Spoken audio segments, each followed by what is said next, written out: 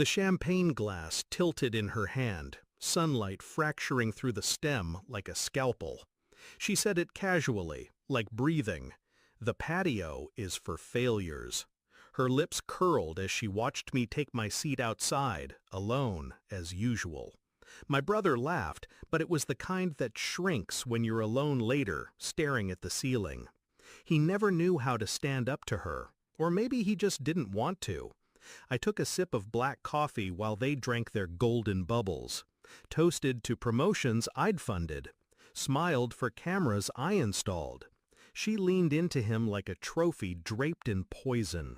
Her eyes met mine once. She knew. The helicopter came 5 minutes later. The blades roared. Wind scattered napkins and napkin-level dreams. She dropped her glass. So did he. I stood slowly, straightened my suit, and smiled for the first time in weeks. "Emergency board meeting," I said. But it wasn't about business. It was about truth, and who wouldn't survive it? The first time I heard the rumor, it came in whispers from a client who didn't know I was listening. His brother's wife? Yeah, her. I hear she's cozy with both. Both. My brother and me. It would have been laughable if it hadn't felt so precise. She always hovered too close, laughed too easily, touched too freely, and I always kept my distance, out of loyalty, out of disgust. But distance doesn't stop shadows. I started noticing the small things, the way my brother's stories didn't line up, the pauses when I entered a room, her scent in places it didn't belong. One morning I found a watch, not mine, not my brother's, under the guest bed, engraved, forever, M. No one in our family has a name that starts with M, except her, and my second in command. I didn't ask questions. I documented. Hotel receipts, flight logs, secret dinners paid for by a corporate card I never approved. I hired a private firm, quiet, discreet, expensive. They traced text messages through burner apps, reconstructed deleted conversations, hacked security footage from luxury suites. The footage came in slow, pixelated betrayal. She laughed with him in the hotel lobby, same laugh she used on me. She touched his shoulder, then his chest, the same hand that wore the family ring. I watched everything, all of it, over and over again.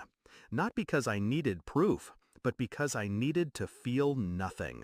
Each replay drained something from me, until all that was left was calculation. I restructured the company that week, shifted my brother's role. Quietly. He didn't even notice. She certainly didn't. I gave her a seat on the advisory board. Let her think she was ascending.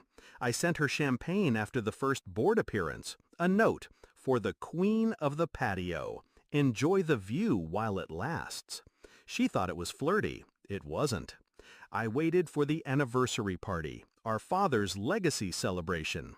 Press, investors, old money with sharper teeth than we ever had. The night was glitter and glass, lies draped in sequins. She wore silver, claimed it made her feel untouchable. I handed my brother a small envelope. He smiled, thought it was a gift. Inside was a photo. His wife, mouth on someone else's collarbone. The man he called his best friend. He didn't react, not immediately. He just looked up at me, throat moving slowly like swallowing razors. "She said you were lying," he whispered. "She says a lot of things," I replied. Then I turned and walked into the crowd, leaving him with the weight of silence.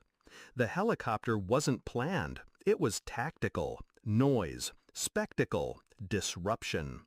I landed it on the lawn during brunch. Family gathered, photos mid-pose. Everyone turned. I stepped out like the ending of a war. No greeting, no smile, just a folder in my hand, sealed in black wax. I walked past my brother, past her, set the folder on the table beside the croissants, addressed to the board, The family, the press. Inside, images, timestamps, betrayal lined up like bullets. She lunged for it. I let her. The seal broke. Truth spilled. Her face cracked. Not fear, exposure. The worst kind of death for someone who builds thrones out of secrets. "Why?" she said, voice barely more than a breath. I leaned in, eyes on hers. "Because you mistook proximity for power." She reached for my brother. He stepped back. Then again, and again, until the only thing left between them was everything she'd destroyed. They left that night, in separate cars. The party continued without them.